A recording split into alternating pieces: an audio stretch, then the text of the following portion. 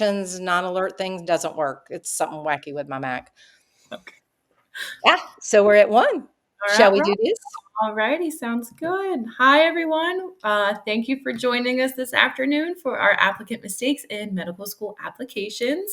My name is Rebecca, and I work on the events team here at the Princeton Review, where I help organize events just like this one. I'll be our moderator for our session today, and before we really jump in, I'm just going to go over a few quick housekeeping notes with everyone. So you will have access to the public chat to throw in questions as they come. Our instructor, Anita, she might get to them right away, and she might hold off because she might be getting to it a little bit later. So just be patient. We will get to all your questions. If you hear a door opening and closing sound and you're not a fan of that going off, you can turn this off in the top right-hand corner where you see your name. You'll just click on that and then customize, and then there's the participant enter and exit toggle. Just toggle that off, and that'll turn that sound off for you. So here at the Princeton Review, we are the experts in test preparation. We have more than 40 years of experience helping students improve their test scores, and we fine-tuned our courses and our hiring process for our instructors and our tutors. And this is not an understatement to say that our instructors are the experts in their field. Our instructors often hold master's or doctoral level degrees in their field and have made it through an incredibly selective hiring process. Only about 1.4% of applicants are selected to become instructors for the Princeton Review. So in our courses, you are getting creme de la creme of tutors. In addition, we have an expert team of med school admissions counselors, such as today's speaker, Anita, who is our premier medical school and healthcare admissions expert. We offer different types of medical and dental school admissions counseling programs, and we provide veterinary med, physician assistant, and all other healthcare graduate programs assistance as well. So we've put together a full suite of free MCAT and medical school admissions resources that you can have access to anytime, anywhere. So with our MCAT flashcard app, you can take reviewing and studying on the go by studying our 550 pre-prepared flashcards, or you can even create your own, which is pretty neat. And as most of you know, medical and health-related graduate programs want students who not only excel in academics, but also in other experiences such as research and service and leadership. So ensuring that you're the most competitive applicant involves ensuring that all of these extracurricular activities are well managed and properly tracked. So that's something that you can do in our med school management tool. And if you're interested in enrolling in a test prep program, we have expert advisors available to you. So you can schedule a free consultation to speak with an advisor who will discuss your scores and your goals and your timeline. That way you can find the best prep plan that fits your schedule and your budget. So you can call this number on the screen, or I'm going to put a link where you can schedule an appointment. So here's a link to that for everyone. And then if you'd like more information on med school admissions counseling, you can call that second number, or you can click this link on the screen here to schedule a free 30-minute consultation. So without further ado, I'm going to kick it off to Anita. Okay, let's do this. We got lots to cover. Okay, so before we get started, oh, crap, backwards. This is a little bit about me. And I was just sort of saying that before we started. So my name is Dr. Anita Paschall. I go by Anita. I am super informal. Yes, I have an MD and I actually have 2 PhDs and a master's. I always say, don't be impressed. I didn't want to get a job, but everybody's always like, oh my gosh, you're so full, it's so intimidating. And I'm like, I'm 5 foot tall and blonde and 110 pounds. There's nothing intimidating. I am very much a straight shooter. I have been doing this now for almost 25 years. I actually turned 60 next week, so I am a dinosaur, but I sit on 5 medical admissions committees, and I've been doing that for over 30 years now, and really watched how the landscape has changed over time, what med schools are looking for, the type of questions we ask, what we're looking for, how we want to see them in applications. And with applications opening in just 2 weeks, it is really important to understand kind of what you're up against, how to make the most out of your application. If you're not applying this year, what do I need to be doing this coming year or the next year to make myself most competitive? And I'm really going to try to give you an overview of the landscape, kind of the first lines of what people think, and kind of how you can make yourself different to stand out to med schools. And that's really the whole purpose of this talk. So I have an MD. I went to UNC Chapel Hill. I have a master's in education and PhDs in physiology and pharmacology from Wake Forest. I'm double boarded in family medicine, OBGYN. And I worked for the World Health Organization for years doing contraceptive development and STD prevention. But my big thing is really working with students to help them achieve their dreams. And truthfully, over the last 4 years, students that I've worked with who have taken my advice, not everybody takes my advice, but who have worked with and crafted their applications and gotten interviews, I have 100% acceptance rate. Okay. And you're going to understand how that's kind of important. And it's not that I've got any magic wand or whatever. It's really working with students to figure out what you bring to the table, how you create your brand, and how you articulate that. So when I start talking about the things that you need, I want you to think about what you bring to the table. And what everybody brings to the table is different. Okay. That may be your history, your background, hurdles you've overcome, specific experiences, things that you've been involved in. It's what is your brand. And I want, as we go through these things, you to be thinking about yourself. Okay. Because the key thing is in a med school interview, and trust me, we're coming to the end of interviews for this year. And I feel like if I sit through one more interview, I'm going to like jump off a bridge because we hear the same answers to the same questions we ask. And that's kind of important because, like you say, 2 + 2 is 4, but how you get to that. And it's really thinking about what are 5 to 10 selling points and attributes and how you frame them in your application. That's what we're going to cover today. And that's probably some of the biggest mistakes that my clients make. Okay. So we're going to talk first about the med school landscape, the numbers you're going up against. Then we're going to focus on the top reasons that I see people getting rejected every year.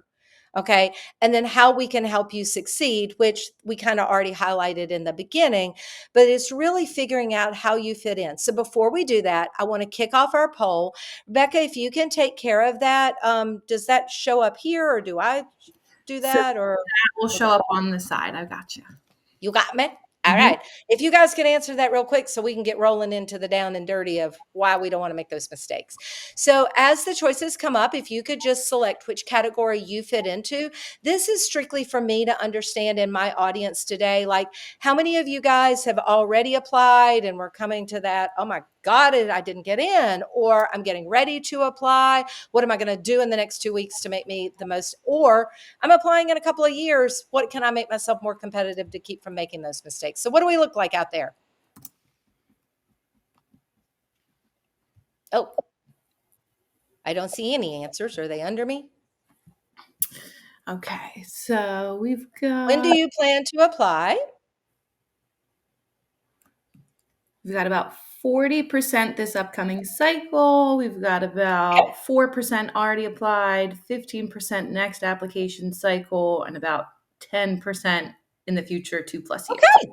So good timing. Everything that I'm talking about is going to be applicable to you guys. So let's roll with it. Okay. So let's talk about the admissions landscape. Okay.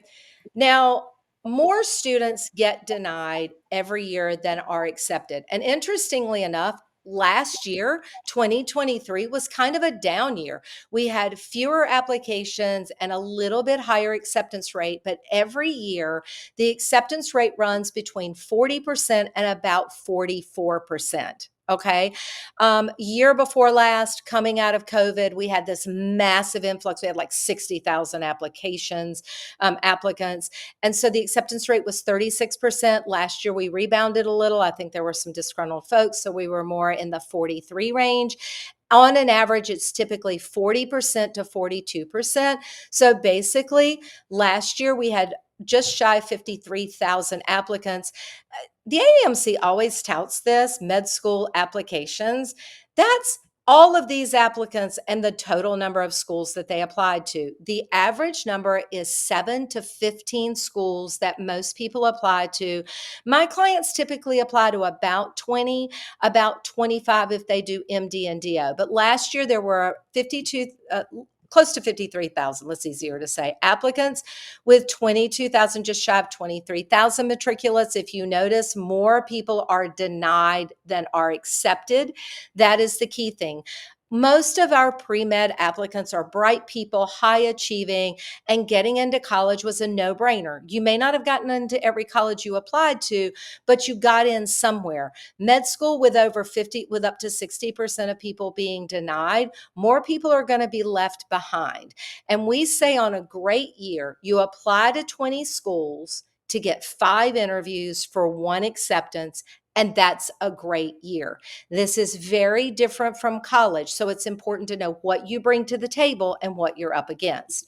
Okay, so with that in mind, as we said, more people get denied than accepted. Well, before you guys go, well, then why am I even here? Let's tell you how to get into this category, all right? So the big thing that people always talk about is MCAT and GPA. But what you're going to find out is of everybody who applies, of the 60% who are denied, 50% of those folks actually have a good GPA and a good MCAT score. And we're going to talk about what that good average is right now. And there we go. All right. So if we looked at 23, 24, people and where we're kind of looking at this cycle finishing up and where we are, if you're looking at the applicants, people who applied, the average MCAT score or our mean was about 5.506, but the matriculates was closer to 512. And that's where we've gradually seen this increase every year.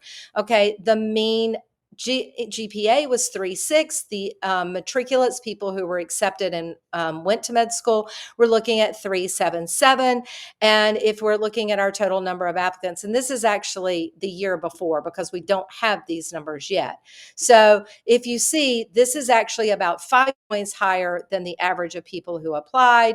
The GPA is just slightly higher. And if you look at the differences in these numbers, 30,000 people essentially were denied.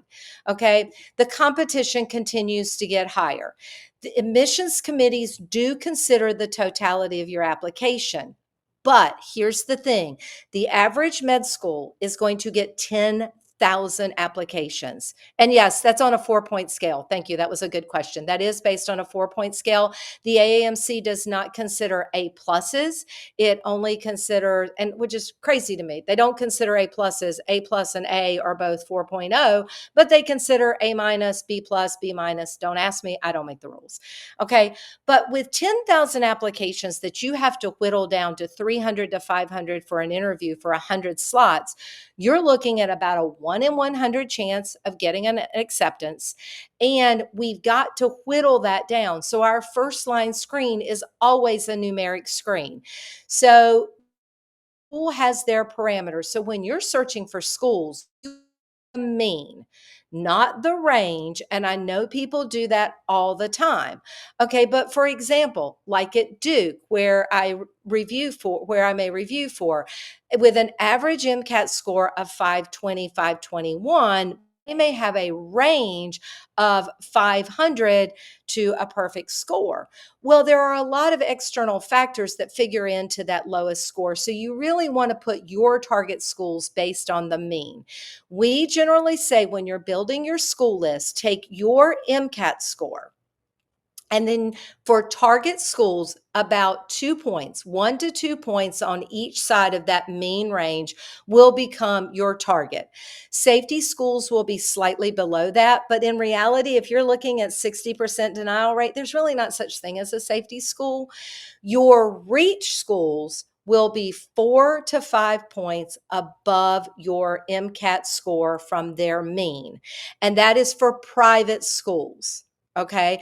So if it's that school is a private school or your in-state school, those are your parameters.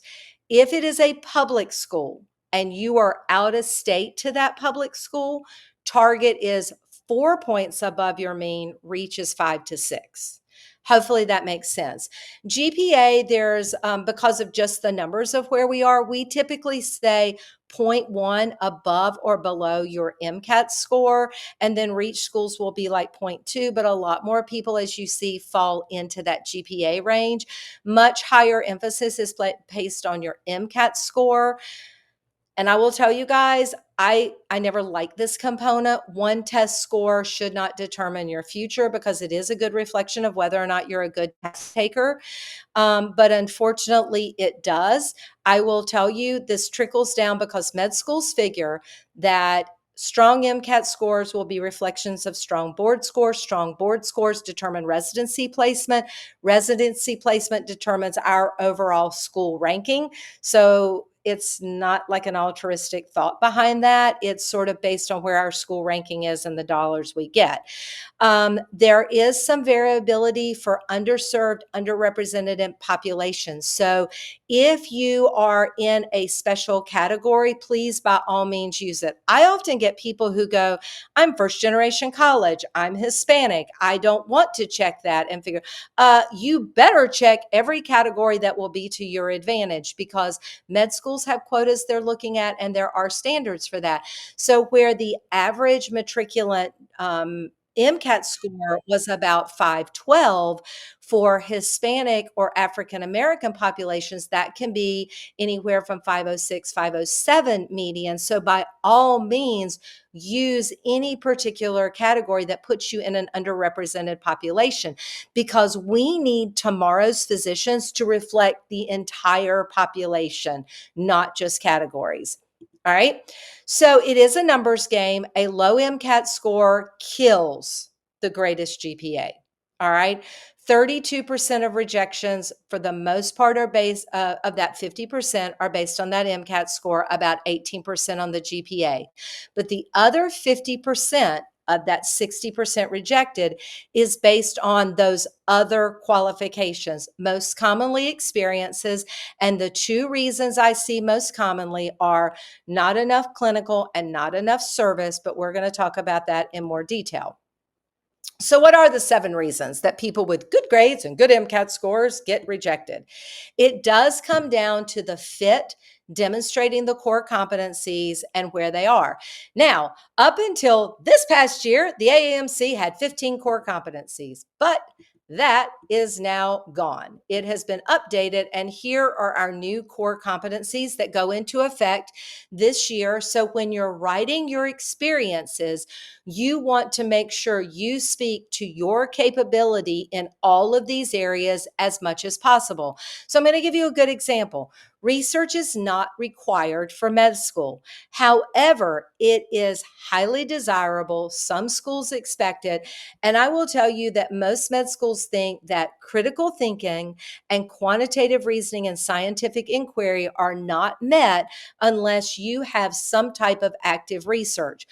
Yes, publications and presentations are nice, but the bigger focus for research is understanding about the research process, about the time and dedication that it takes. It is more about failures and learning from your failures and learning about teamwork.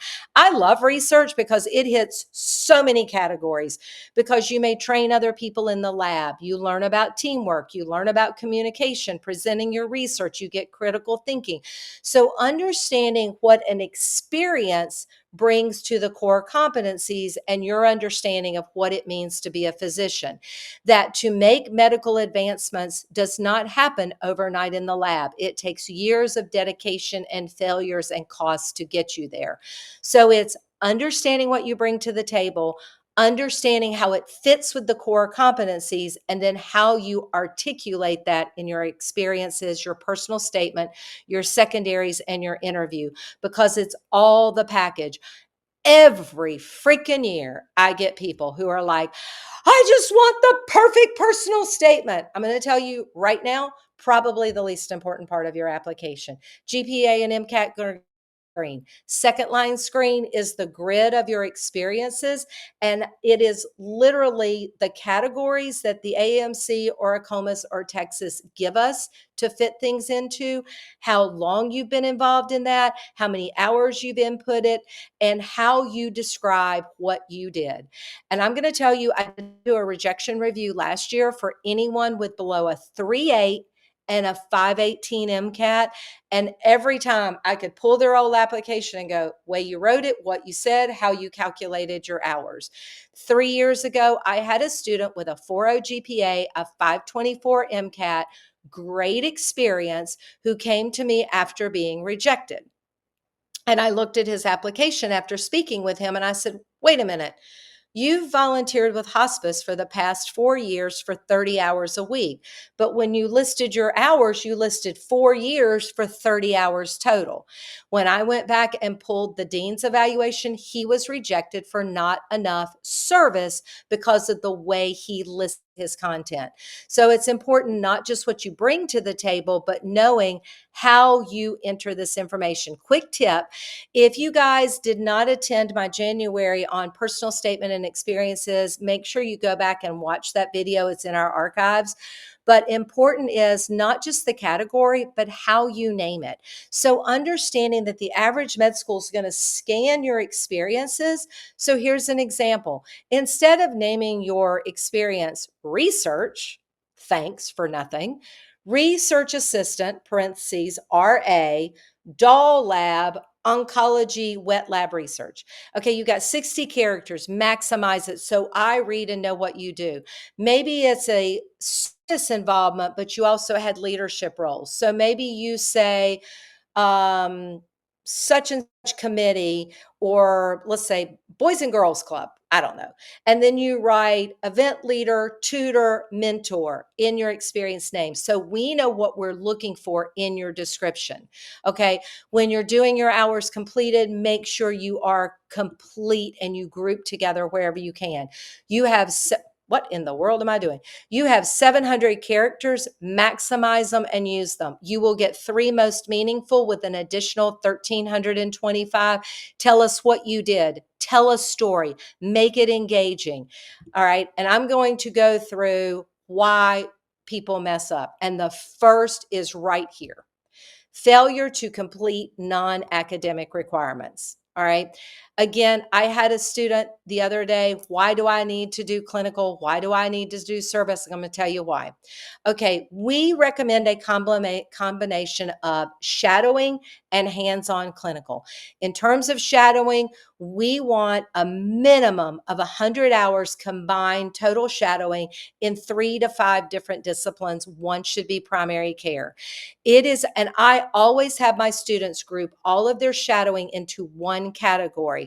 So they can list it: primary care, maybe primary care, family medicine, pediatrics, specialty, cardiology, radiology, emergency medicine, international healthcare, exposure to healthcare outside our country, and at all cost, try to get some level of indigent care, because every secondary essay is going to ask about your exposure to underserved populations.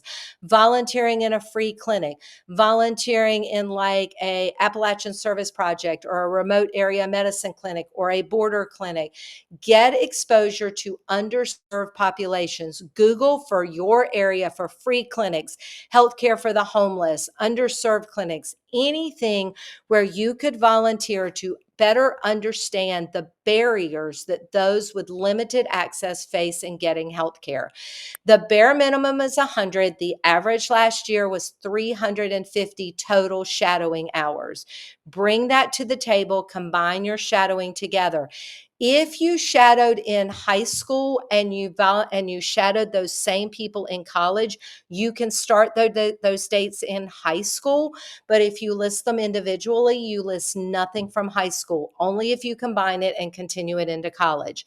Now, in my day, when I was a dinosaur, Most people applied as rising seniors after their junior year to matriculate directly in. That was 70% of people, 30% of people took gap years. That is completely reversed now. And about 70% of people take a gap year, either applying after their junior year when they're graduating and using their gap year time to engage in paid hands-on clinical, etc. Or I thought I muted this, or to do highlight their application. So they either apply directly as a senior or they take a full gap year and then apply after that gap year. Only about 30% of people apply as rising seniors, and of that 30%, only about 19% are accepted. That is a change from back in the day because med schools, one, like the older applicant, the average admitting age is almost 26.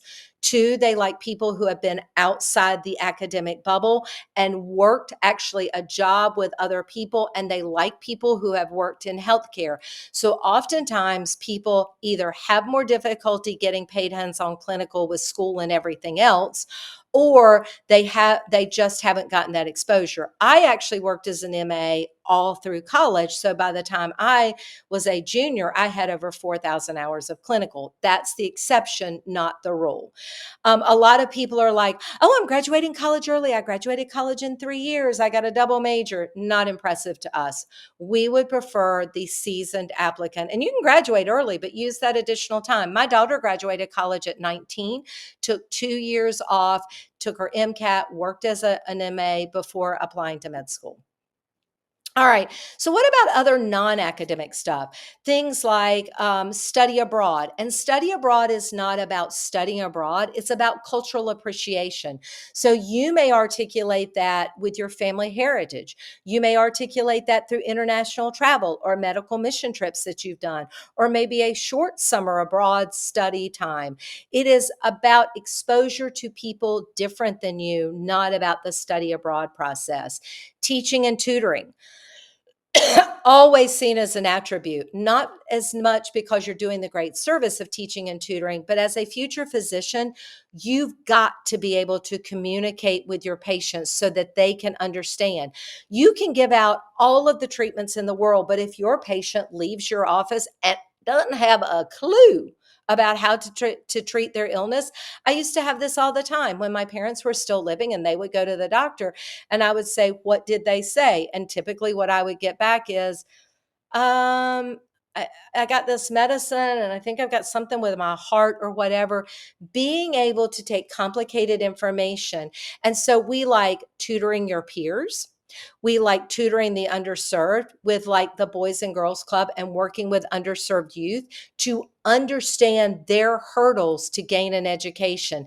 You could potentially, if you're fluent in multiple languages, you could tutor for the citizenship exam. All programs have senior literacy, working with the elderly to help them understand, maybe for the GED or anything. But learning how to communicate information to a wide variety of audiences and explaining that. What about research? We've already talked about research and why it's important. Typically, we want at least a year. The average number of hours last year was 1,300. I think that's ridiculous. What we typically see is for people for midline schools, 300 to 600 hours. That's typically at least a year working in a lab. And if you haven't gotten research in college, what you can use is a gap year time to get a job as like a clinical research associate or coordinator. Or, like my kids did, they worked in our practices and they did clinical research concurrently with with working as MAs and scribes in our practices. So you could design your own patient satisfaction study, some type of follow-up, so you could gain research as well as clinical during gap time. Leadership is important because as a future physician, you're going to be responsible for leading your practice. So you've got to show leadership roles where you garnered people's trust in you, but also your ability to delegate and work as a part of a team. Typically, we want at least 2 leadership roles, and that doesn't have to be a title like president of the Mickey Mouse Club. It could be founding a program, starting an initiative. It could be training other people in your lab. It could be running your own independent project. Again, as an applicant, you got to know your attributes, what you bring to the table, and how you're going to highlight them. And you have no idea how often I say, what would you say are your 5 selling points? And it's like looking at Bambi standing in the headlights going, I don't know. Well, if you don't know and you can't articulate it, you can't do it in an interview. That brings us to this part. Qualified, I got my service, got my clinical, got my leadership, did all my stuff, but failed to stand out. There are too few spots at medical schools to accept everyone. I need to be able to read that personal statement and pick out the nuggets about you. I need to be able to look and highlight your experiences because we're going to spend an average of 3 minutes per application. And that is scanning that content and knowing what you bring to the table. So you should sit down and you need to write out your 5 to 7 top attributes. It may be your clinical, it may be founding a clinic, it may be a personal experience or a hurdle you've overcome to know what is going to make you unique and how am I going to articulate that in my personal statement and my experiences to catch the eyes of a committee to go, I want to interview that person. Now, again, I'm going to bring you back to that personal statement. Guys, you got 5,300 characters, and we're going to talk about that in a minute. 5,300 characters means, can I articulate my journey in that space? It is not your life history. It is not everything you've done. You also have experiences to highlight that. You're going to have secondary applications where you're going to expand on all those things. So make sure that it gives an essence without turning out to be a bunch of bullet points. Okay. You want to be unique. All right. So in your journey, what are your personal experiences and your backgrounds? What in your activities? What have you done that are unique and different? And we always talk about, I see this most commonly in service because that people who have done quasi nice service, like I've tutored my peers for free, or I handed out sandwiches for 10 hours one time to the homeless. That's not really going to get you there. We want you to engage in service, a minimum 3 to 4 service activities for at least 6 months and at least 50 hours. So you've done it regularly on a regular basis. And we're going to look at that. And a lot of people are putting that stuff in there anticipated. You need to do the work before you submit your application. And people are like, but I don't want to wait another year. Well, let me help you with something. If you apply before you're ready or with all those anticipated things and you don't get accepted, then you become a reapplicant. There are fewer slots for reapplicants. Schools expect you to fix all the reasons you did not get in before you reapply. And now more and more schools, especially on the East and West Coast, are going to automatically denying if you reapply straight through because they expect you to have fixed all those reasons. So you put yourself at a disadvantage. Have your act together before you apply because you may not be willing to wait, but you may set yourself up to wait 2 or 3 years if you're not ready. Okay, so we get this all the time. If you ask, why do you want to be a physician, but you can't use, I want to help and serve and make a difference, and I love science. Now, guys, do not get me wrong, because this is all the reasons you should apply to med school. But if you've ever watched the Progressive auto insurance commercial with Flo, who I would like to strangle sometimes. All of those things you watch over and over and over again, you start to tune them out. These are the same things we've heard from people, and we need you to demonstrate that, not say it. So that comes to the average personal statement and average experiences. Now, I'm going to tell you this off the top. I have never had a personal student in almost 26 years of doing this come across our desk where we went, oh my goodness, we got to have that person. Now, there have been personal statements that we've been next because we've got 10,000. I'm trying to get to 300 to 500. Don't make my job easy. Got one last year. Applicant, honest to God, wrote 5,300 characters is not nearly enough to describe my journey. And that is all he said. And that made it very easy to eliminate him. But you need to articulate why you want to be a physician. So you need to demonstrate that. Do not tell me you're empathetic. Do not tell me you're compassionate. Give me a story that demonstrates your ability to impart compassion, understanding, the hurdles of the underserved. Maybe you translate in a clinical setting at the hospital, or maybe you speak another language and you were volunteering and you were called upon. One of my students talks about going this past year, talked about going in to a patient's room. He was volunteering. He brought somebody's lunch, and um, he has a clearly Hispanic name, but if you looked at him, you wouldn't necessarily know he was Hispanic. But the patient asked him if he by any chance spoke Spanish, and he spoke back to him in Spanish. The patient burst into tears. He had been hospitalized for almost 2 weeks, had not found anybody he could communicate with, and all he wanted to do was to know how to work the phone so he could call his wife, who did not live in the same city. And when he spoke back to him in Spanish, he said that the relief, but the tears of joy that flooded across his face. Well, the later that same year, my client ended up somewhere where he got sick abroad, got hospitalized, and he said, I now understand what my patient felt, that vulnerability. Speak to that, and that needs to impart your understanding of why you fit here. And that comes across best with stories, direct examples, demonstrate, don't tell. People always remember stories. They don't remember blah, blah, blah, blah, blah. Okay. Also, in the writing of your personal statement and your experiences, avoid cliches. Please do not ever start a paragraph or an experience with I. Watch how often you use the word I. It makes you look very narcissistic, not a team player. It is not the image you want to project, because the majority of you guys are not like that, but that's the way it comes across. And that goes for your experiences and your personal statement. Make sure you speak to all the core competencies, and don't say it improved my critical thinking or whatever, but you can speak to in a way that imparts you've hit the core competencies. Poor letters of recommendation. Know how to ask for them, know what to get. I don't care about having a senator or a president of the hospital or whatever. We need letters from people who know you. Now, by the converse, I don't want your best friend. I do not want your minister at your church. Ideally, we want 2 science, 1 non science. All schools are going to want 2 academic letters. A few want a non-science. So when I'm gathering letters, I always say get 2 science, 1 non-science. Do not just say, could you write a letter for me?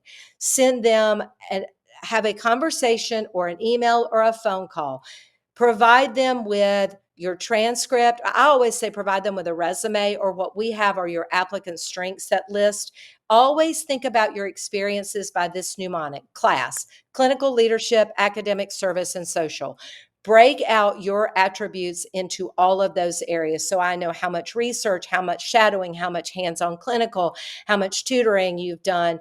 Do you speak another language? Break out your service for me. Let me know how much shadowing, how much paid you've got, so that I have that information to write the letter. If it's a professor, tell them the semester of the class, tell them what class it was, tell them the grade, tell them anything unique about you. For me, I taught an average of 1,500 students a semester. I don't remember all those people, but if you tell me and I can go back and connect your name with you being in my class, you're going to get a much stronger letter. Invest the time and the energy.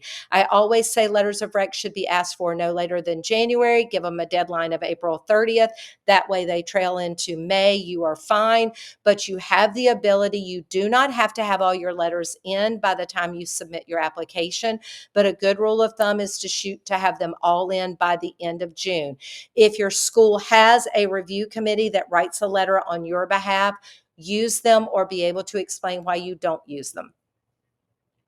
Applying to the wrong schools happens more times than you realize. Okay. It is so much more than your GPA and your MCAT. All right. So balancing those aspects. Okay. Looking at your GPA, we have more flexibility. We often say if you've got like a 3.5 GPA that falls below that 3.6, 3.7, but you bring a 5.19, 5.20 MCAT, that's going to help offset that for mid to upper mid-range schools. But it's not going to offset it into Ivy League schools with an average 519 if you don't have the research, the unique attributes. So consider your school choice. So the first is to build it off the MCAT and the GPA, like I talked to you about, but then go back and look at school specific parameters.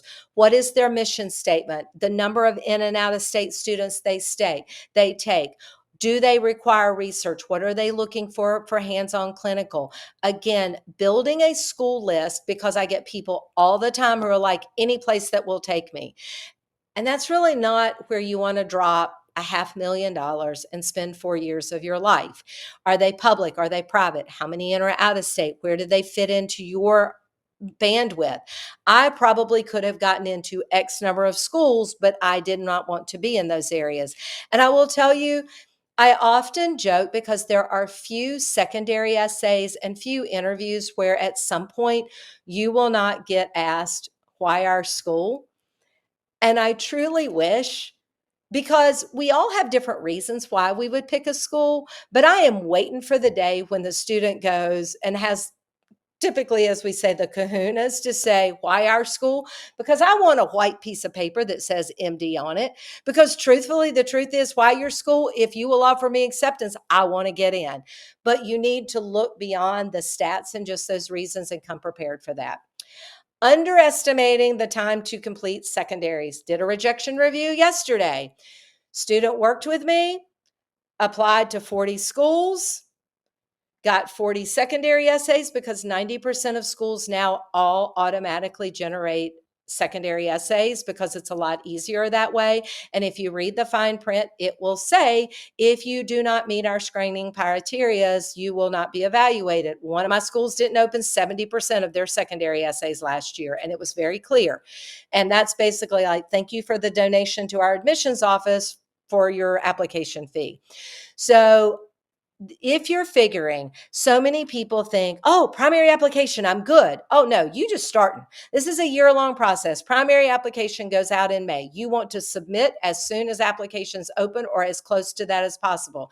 If you do not have your MCAT score, submit to one super reach school when AMCAS opens, so you can get your application verified.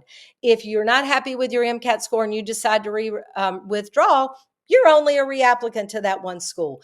If you shoot the moon and you get your MCAT score back and you go, man, I really need to take another year, if you do nothing else, once you're verified, you're still a reapplicant to all those schools. Don't shoot yourself in the foot before you know what you're doing. In June, AMCAS is doing nothing with your applications but verifying them. No schools can see it until they open to schools the end of June. So be very thoughtful in your process, because the average med school is going to have 4 to 5 secondary essays. Some schools have 10 or more. It is exhausting. My student applied to 40 schools, got 40 secondaries, returned 1 secondary application. I have no idea why anyone would invest that much money in basically shooting yourself in the foot, because now you're a reapplicant to 40 schools, but you only sent 1 secondary. And in explaining why different, schools are going, you didn't even bother to return your secondary. What's up?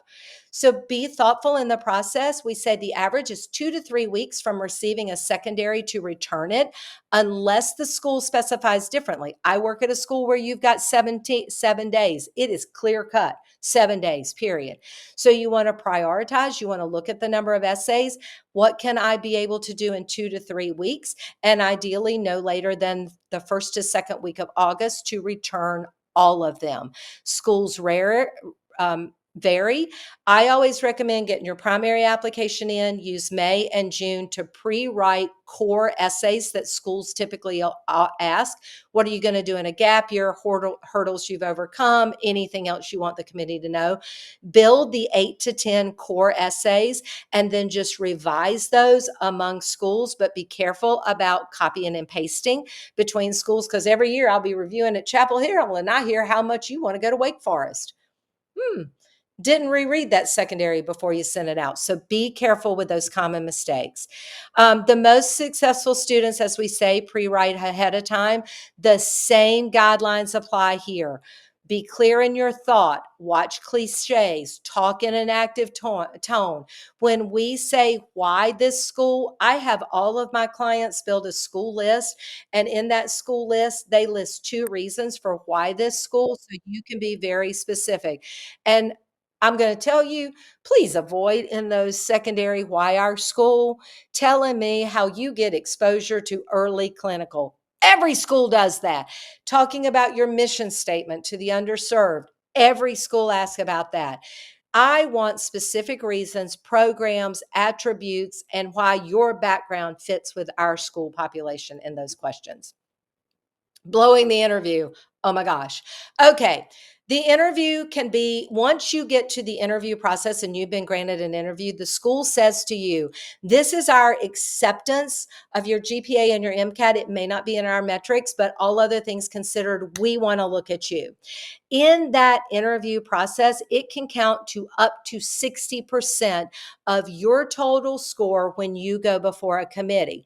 So it starts, especially virtually, and why I've got that big glare in the background, but it starts with how you look, how you present yourself, and if it's a virtual background, what your virtual background looks like, the timing, the background, every part of it.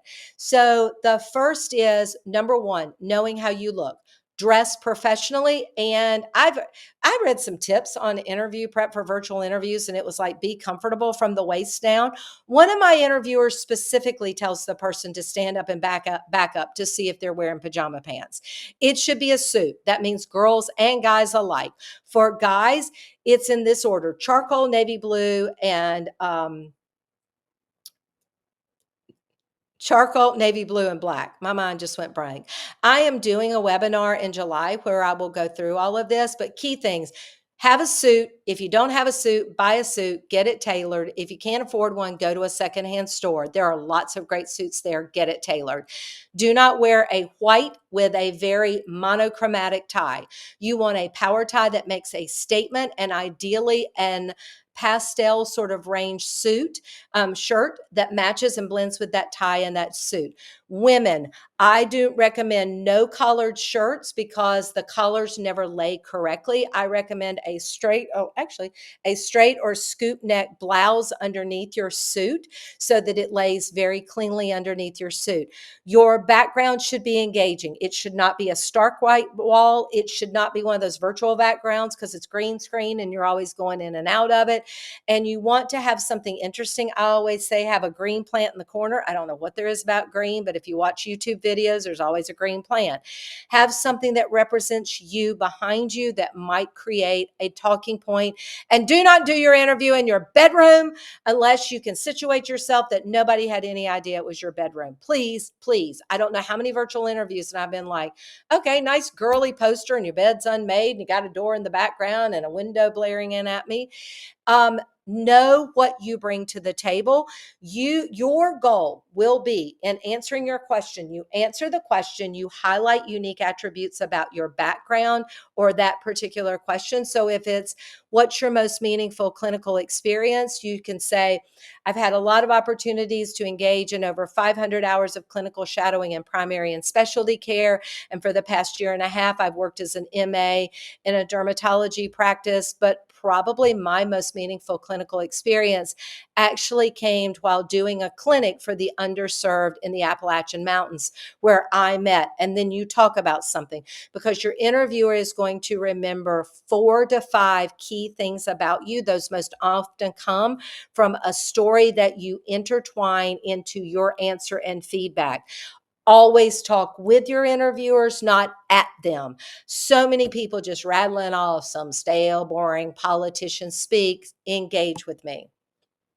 All right.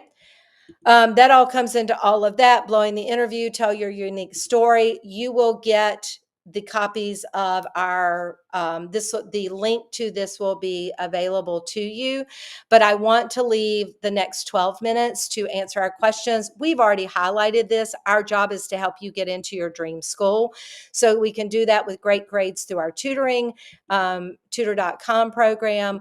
We can do that with our great test scores, with our amazing test prep content. But our medical admissions counseling can help you tie all of that together, pull it together, and how you articulate your journey. Real quickly, I want to get our poll out there so that I can see if any of you guys are interested in getting your application support or help for this application or your future cycle. I love getting people for the next application cycle right now so we can fix all those things before it's too late. But if you're missing some of these, we still have time.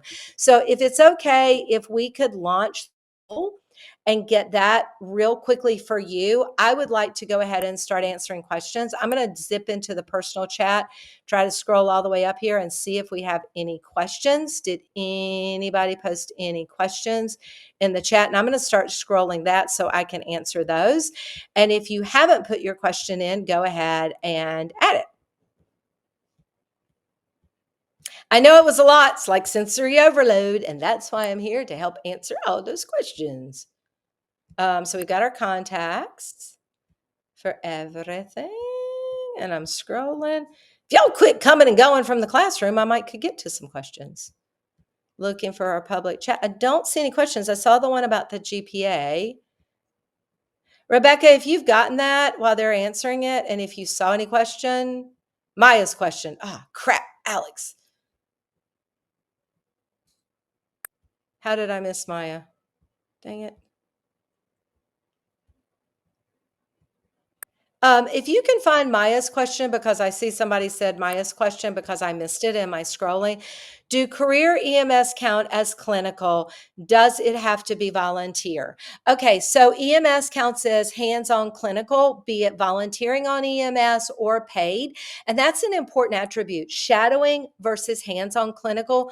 We typically say paid, but it's as long as it's hands-on. So that can be working as a CRC or volunteering. It can be volunteering in a clinic where you're actually working with patients. It can be EMS as a volunteer or as now, typically in terms of hands-on clinical, it goes in this order: scribe, MA, scribe, and then EMS. But that EMS content, understanding that pre-hospital experience, being able to interact with patients, really does have a strong attribute. And you can count the handoff in the ED in your shadowing, interacting with ED physicians. So please don't forget that. Canadian students aren't allowed to shadow. How can we get these hours? And you are, oh, thank you, Maya. So that was Maya's question. I do have some Canadian students who have been able to do that. The most common way that I've found that Canadian students do that is that your universities are really, really good about clinical research. So if we can tie clinical research interacting with patients in different areas, the other is volunteering in the hospital. We can count all the different floors you volunteer on. The other is potentially doing a medical mission trip or taking a summer to work in the US or taking a gap year and getting a paid clinical job here in the US. So that's actually a very, very good insight. And I see that a lot with my Canadian students, and we also take that into consideration.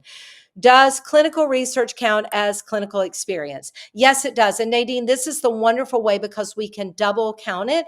So you list so maybe you're a clinical research coordinator. We count the full hours as a paid research experience, but we list your clinical engagement in the clinic. So it can be like paid medical, so getting informed consent. So we split the hours between those. So yes, absolutely, it does count. And that's kind of where I work with clients on how we split those out. All right, so I'm zooming down. Is high school leadership experience still relevant? No, it is not. However, sometimes people do leadership things in high school that they continue to help with in college, then we can count that in. Otherwise, we want college-based leadership. Teaching high school students to help their applicants. Oh, thank you. There you go. Thank you so much. Okay, so I'm scrolling down for other questions. If you are volunteering for a medical like remote area medical RAM, should you put this under clinical experience or service? Benjamin, great question right there. So this, I am like the goddess of how we double count, and this is a perfect example. Volunteering in an indigent care clinic, volunteering with remote area medical, etc. We are going to list, when we combine shadowing together, you will list indigent care and you will either list RAM clinic or the free clinic you volunteered in or whatever. And we count those hours in our total shadowing. But then we are going to list the RAM clinic as clinical service. We are going to list that as service medical. So you sort of list it as both. So you're going to count it under shadowing, but you're going to list it as service. Does that make sense? Great question. Same thing. Like if you're tutoring with the Boys and Girls Club, so you're tutoring underserved kids, so you're going to reflect the teacher.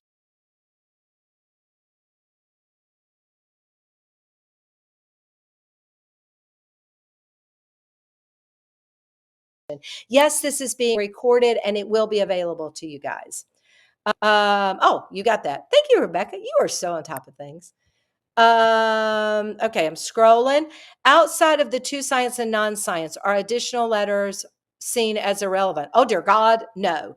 So typically we want two science, one non-science. Then we want, if you've engaged in research for it for a year or more, we are ideally going to be looking for a research letter. Now, if your research professor also taught you, it can double count there. We, even though med schools don't require a clinical letter, all med schools want a clinical letter. That can be somebody you shadowed and or a clinical job you work in. Remember that letters of rec can also be added later. So maybe shadowing, that's a clinical letter, but you start a paid job and you want to add that to your AMCAS folder in June or July. You add it on AMCAS, it is immediately available to schools and you can assign it to all schools. Also, if you're applying to a COMAS, it is good to shadow an osteopathic physician and get a DO letter. All right. Any tips of where to look for predicting secondary questions? Yeah, actually, we post those. And if you get our free app, we've got a tips section in our resources. So we've got tips for secondary where we put a link to last year's secondaries. You can actually Google for that. Schools may change them slightly. They rarely change them all, but you can see the core essays for your schools. And I absolutely would scan them all, make a list, and start pre-writing them. The average is 250 to 500 words. 250 is a sweet spot. So if you write a essay sort of for that, you can always cut it down or expand it. But that's a good tip for pre-writing them. Would you recommend going to a library for an interview? I live in an inner city. We have limited space. Okay. So no matter where you would go, I absolutely recommend finding a place where you could either reserve a room or a library, be it in your school, be it a private room.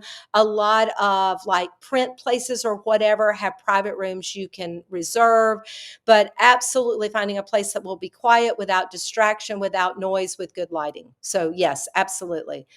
Um, considering stats when looking at schools, should we base a GPA on our overall or science GPA? Good question. Generally, we look at your total and your science. That the number we gave you is their total GPA, but we also look at discrepancies. So like if your GPA is a 4.0, but your science is a 3.3, that's actually more damaging. We'd like to see the science GPA be higher. And if your total's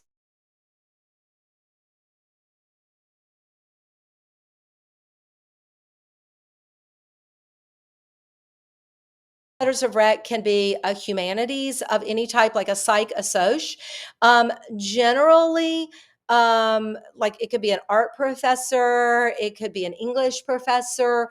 It's a gray zone when we talk about math, because math is considered a science, but they will typically allow those. But we typically want a more non-traditional, like a psych, a soc, something that would be, if you're a science major, that's in your general education requirements. The acronym for class. Yeah, very easy. And by the way, if you guys download our free app, and Rebecca, if you could get a link to the free app and post that, as well as a link to our meta admissions counseling site where they can sign up for a consult with Garrett, that would be great. But class, I love this acronym. So it's clinical. Clinical is shadowing and hands-on. Leadership, and that's 100 hours of clinical. By the way, hands-on clinical, we typically say for 6 months to a year. And if it's a paid job, around 1,200 hours is like our kind of great spot. Leadership, we want 2 leadership positions. Academic is research. Average was 1,300. We say shoot for 300 to 600 hours. Cultural competencies, study abroad, international heritage, personal traveling, or working with underserved populations. Teaching and tutoring, that is teaching your peers, younger and older, also includes foreign language competency, especially if it's Spanish or Mandarin, because those are both spoken by a quarter of the world's population. Service, the average last year was 400 hours of service, overall service. We say look for 3 to 4 service things done for at least 6 months for at least 50 hours. And if you are graduating or during your application year, you want to show planned service during that time. Big failure. I see people graduate and then they just stop service. You want to show continued service. Non-traditional student, and my research professor has retired. Would their recommendation still work? Absolutely. And if you're coming to contact information and the person is retired or moved on, you can use the current person. You can use your person who has retired. Here's the truth, guys. 10,000 applications. The only time we would ever reach out and actually contact your people, and I've been doing this for almost 30 years now, nobody's ever contacted me, and I'm on more applications than you can imagine.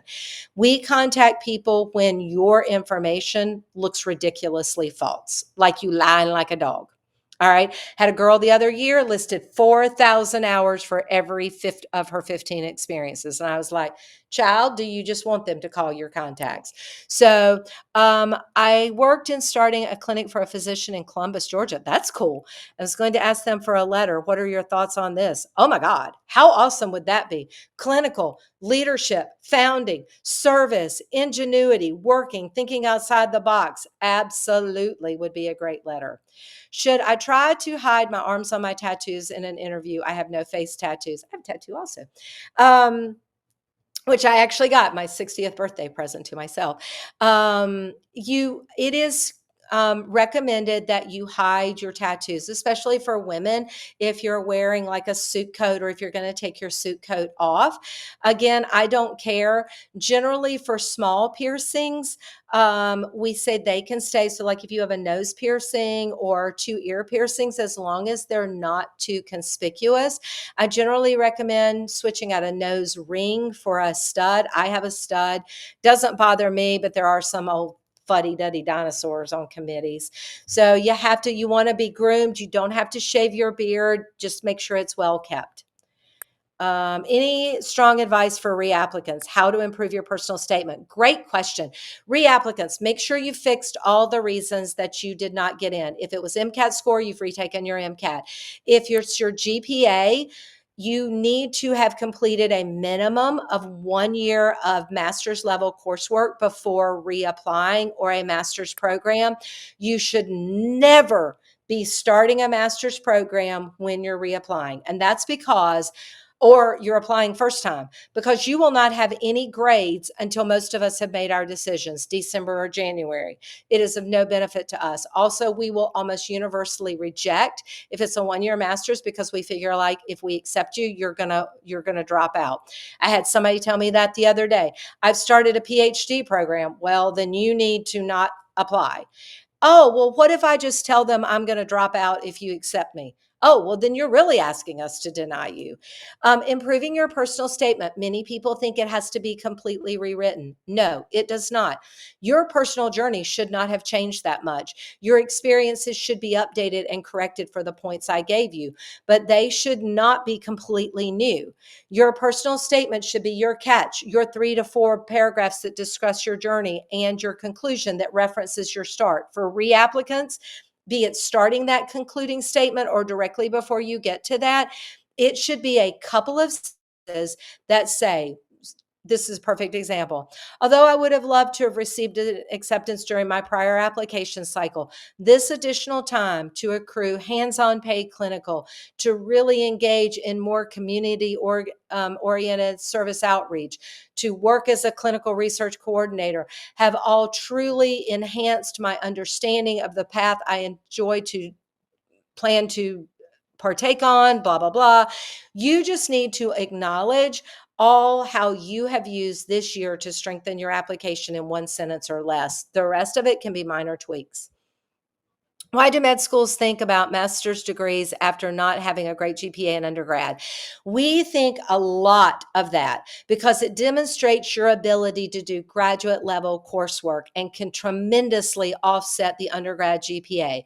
So oftentimes people have a lackluster undergrad GPA and they just keep taking undergrad courses. That just shows me that you can do more undergrad.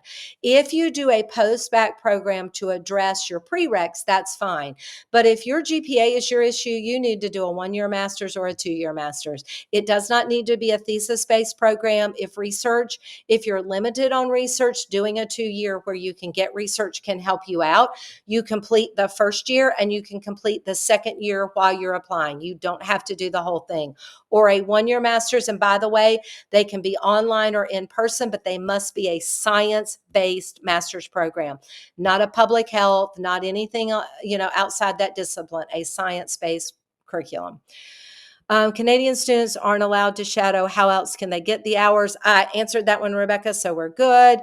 Does a psychology professor count as science? No, but it does count as, I knew what you were saying, but it does count as a non-science. So it needs to be in the core sciences.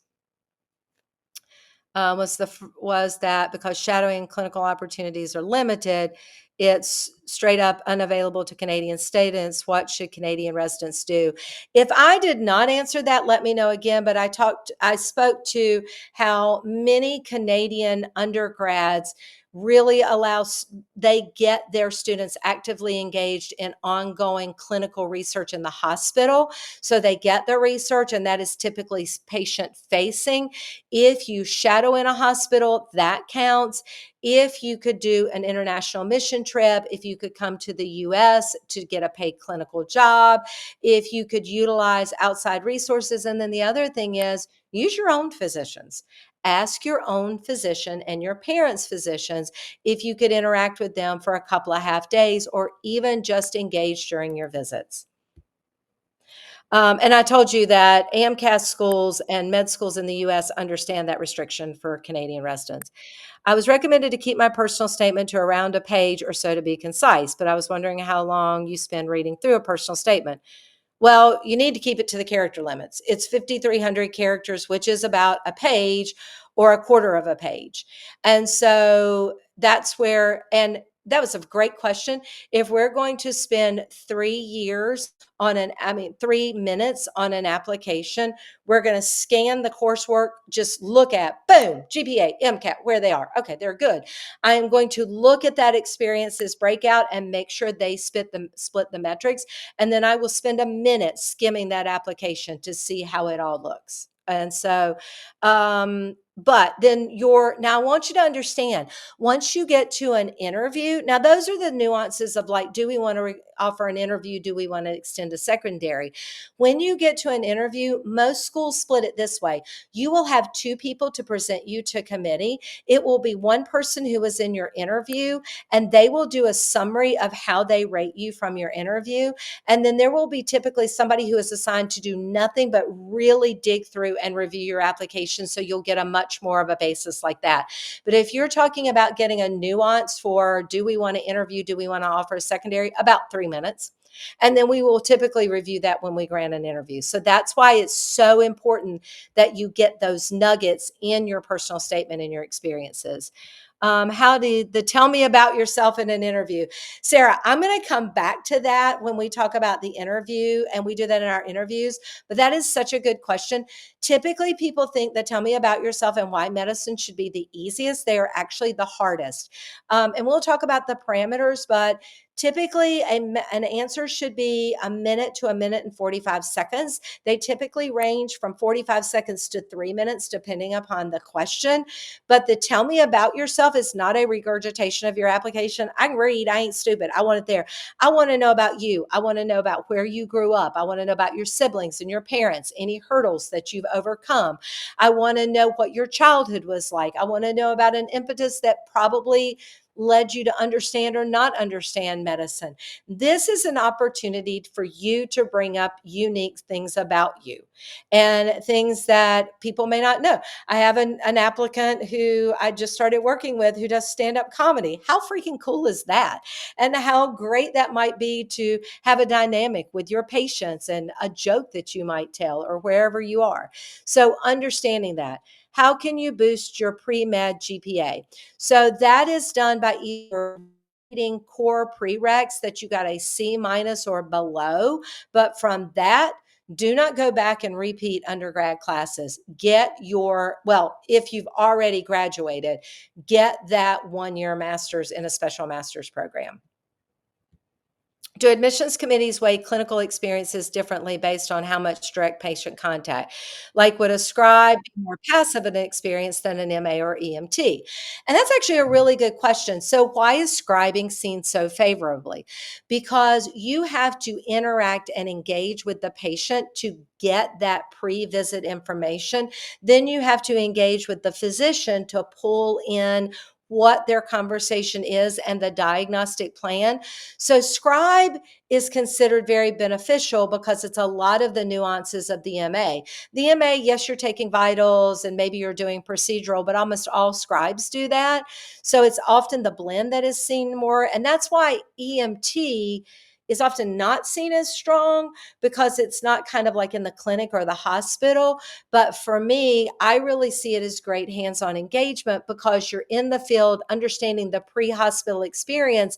And for me, EMT is so valuable for cultural competency because the number of people who use emergency medicine to avoid going to the physician or the ED. So it's actually, as there's more issue with the underserved, it's actually coming into there. So they're all really, and that's why hands-on patient clinical carries so much more weight than shadowing, because shadowing is seen as very passive, but understanding the different disciplines. And it's better to have 200 hours in 5 disciplines than 300 hours in one discipline. I have 6 doctors of different specialties. Yay! Who you've worked with closely for over a year. Would it be detrimental to have all 6 of them write a letter? Yes, it would, because we really don't have the time to read all the letters.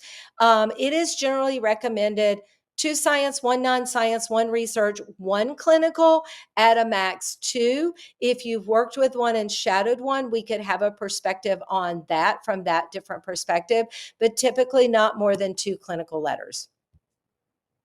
How can we contact you with any questions or concerns outside of this session? Okay, so if you have specific questions, please sign up for a consult with Garrett, because Garrett will actually send me any additional questions. People often reference us and get back to us so we can get you the additional feedback, and he can answer most of those questions, but I'm always happy to answer questions and come to my webinars. The acronym for class, again, clinical, leadership, academic, service, and social. Social is not your date and schedule, by the way, guys. I'm really happy if that's good. But what I would like in the social is, what are things that are going to make you approachable by different patients? And I actually just talked about that. Okay, so I had someone who is a yoga instructor and does stand-up comedy. I had somebody who is a certified pilot. I had somebody who is very interested in gardening. And it's what is unique and your interest about you. I have somebody who's writing a novel right now, which I think is really cool because I hate to write. So thinking about interest outside that you can bring them up with patience. And I do that all the time. I mean, one of my patients runs with me because I'm a half marathoner or things like that. What we focus on learning through research. And I touched on that. So research is learning about, it's more about the failure than it is the success. You're going to fail a lot more time in how you learn from that. It's learning about how you take an idea. Will this make a difference, and get it from my idea? How do you design the studies? How long it takes? Our admission advisors looking for us to be able to articulate that. So that is such a great question. They're looking for you to be able to talk about what you learned about the research process, about the importance of, technical skills, about teamwork, about how you present to others, about how you write a grant, how you might design a project. So it's all of the different components that dial down from I want to save the world to making it happen. All right. I have time because we want to break at about 2:15 for about 2 to 3 more questions. So I'm going to try to get to those. I took a non-traditional role, and I have been working professionally in research before deciding to go to med school. Awesome. Struggling to find hands-on clinical experiences like scribing that are between 9 to 5. Can't quit my job and take the pay cut to do clinical work full time. Do medical schools take those into account? Absolutely, especially if your research is clinically based research, and you would be ideal to switch your job to a clinical research coordinator or a clinical research associate role, because sometimes it can be hard, because I'm going to tell you, a lot of scribing jobs pay like $10 an hour. We got to eat. And so sometimes maybe you could find that clinical research role. If you have the luxury to be able to afford to work as an MA and scribe, that's great. But I would look to find, instead of like a scribe or an MA job, find a clinical research coordinator job. That would be much, much better. What if some of the RAM experiences so not direct patient care? Yeah, but if it's in a parking lot where you're interacting with patients, and you may not be doing full body exam, but you may be listening, like street medicine all the time, homeless street medicine, absolutely, where you're interacting, because it is much more about the diagnostic process, understanding them and connecting them with research. That is still considered hands-on clinical. Would a behavior therapist technician be considered clinical research experience? It is on the fringes, okay? It is about patient interaction and understanding that component, but it's kind of like farm tech therapist, physical therapist. It's hands-on clinical, but we're looking more for the diagnostic process of how that fits in. So if you can observe physicians working with them, if you can, so like I have somebody who is a physical therapy assistant, which may not have sounded that good, but they're a physical therapy assistant in a hospital where they're directly working with patient in the hospital, and they're working with the patient care team to help design their whole recovery plan. So that would count. So when you're stepping and thinking about will it count or will it not count, you want to think about, what am I learning from this? What is my engagement with patients or underserved? Would being a caretaker for a family member still be considered as part of clinical experience? And yes, it can, in the volunteer role, especially if you're taking them to places, you are the primary caretaker and you engage in clinical aspects. So it's not just like I feed grandpa dinner or whatever, but maybe he has a colostomy bag. Maybe you administer insulin. Maybe you do those measures or those parameters. Maybe you administer breathing treatments. Yes, that is where, and then also helping them to bedside, things like that. All of that really can count in. Is it okay to skip general biology taken in high school if advanced bio is taken later? This is on a case by case basis. So you need to look at schools to see, do they take AP or IB credit? Do they take online credit? Bio is typically the one that if you take upper level bio, it will sub. It can be hard for physics, chemistry, etc. If schools say AP on case by case basis, almost 100% of the time, that means we'll give you credit if you do well on the MCAT. If you don't do well on the MCAT, we're going to look for you to have retaken it. How would you effectively fit a story into the work and activities section, especially for non-important activities? So if you're talking about like, oh, hobbies, perfect example. Let's say you're a runner. So that for me, running is great physical activity, but running is my me time. That is my time away from clients. Well, I love my husband, but away from my husband, away from the stresses of life. And when I'm running and I'm listening to my feet, I'm thinking, I'm going through, it is my me time to distress from everything else. Piano. I played piano my entire life.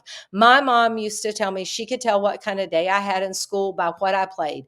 If I came in and played, as I always called him, Chopin, which was Chopin, da, da, da, da, da, da, that means I've had a really crappy day and I got to work some stuff out. If I'm in there playing the entertainer, da, da, da, da, da, da, I am feeling free spirited. It is how you get your emotions channeled through what you do.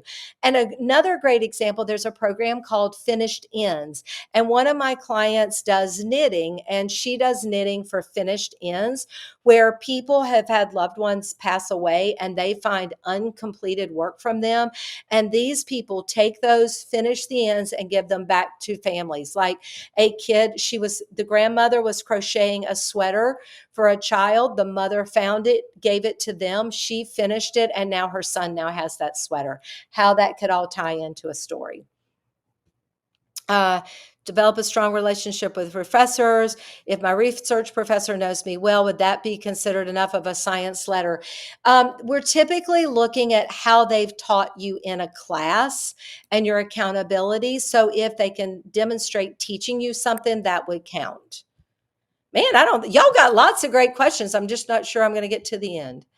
For tutoring, Rebecca, can you tell me how many more I have for tutoring? Do you count only hours of acting tutoring? No, you talk about hours developing your lessons plans and active tutoring.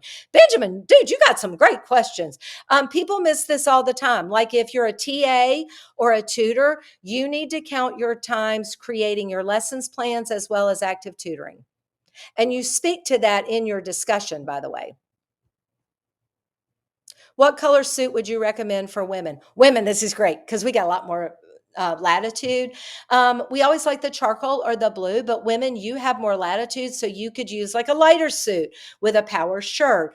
I had somebody the other week who came in this smashing red jacket and black skirt with a black shirt, which we typically wouldn't use, but it looks so professional and put together. So women, we have a little bit more latitude. Yes, the charcoal gray is always your best. Should I cover my colored hair? Girlfriend, no, I never did. No. So I am always like, oh, I'm the girl with the blonde hair and the black and purple streaks in my hair. And I've always been that way. And as long as it looks professional and tasteful, you will be okay. Would I go in with flaming pink? Probably not. Would I go in with blonde with pink in it? Absolutely. No problem with that. Would you recommend Interfolio for letters of recommendation? Oh my gosh, yes. All day and Sunday, because you can start gathering letters in January. You don't have to wait for AMCAS to come out with their letter ID and everything, and you can get them all. And it's great if you have to reapply or beyond. All right. I think I may be getting to the bottom. Phlebotomy tech will hopefully start working in May. Is that good? for my clinical. It's not as great as an MA or scribe, but it's really great if you could get a clinical job as an MA also doing phlebotomy or as a CRC. But it is also good in the hospital for some basic hands-on clinical, but not standalone, because you've got to talk patients through the procedure, gain their trust. So that's what you would want to highlight in that. For reapplicants to schools, we are new applicants too. Should we include the one sentence in our personal statement? Absolutely, because schools won't count that against you. They still screen you the same way, but they will be able to see your old application anyway. It won't hurt you. Are clinical hours from a different program considered shadowing or non-paid clinical shadowing? Oh, I get what you're doing. So if they're clinical from the program, they're considered non-paid clinical hours. They can be counted in your hands-on. If you worked in different parts of the hospital, you can also count them in your shadowing as long as you interacted with physicians. So that's great where you can kind of double count that. Does a recommendation letter from a neuroscience professor count as science? Yes, it does, and it would be perfect. Is shadowing as important when you have multiple ample paid clinical in the hospital and private practice? Yes. You want hands-on, you also want shadowing because you don't want it all in one group. Should we list our experiences chronologically? God, y'all got great questions. You can list them any way you want to because AMCAS is going to order them in the order that they occurred. So they're going to reorder them anyway, including most meaningful. Can you repeat what you said about our total GPA is higher than our science GPA? They they screen on your total science. I mean, they screen on your total GPA, but they also look at your science. If your total GPA is like 3.6, but your science GPA is like 3.8, 3.9, that will carry more weight and sort of help to offset, elevate the total.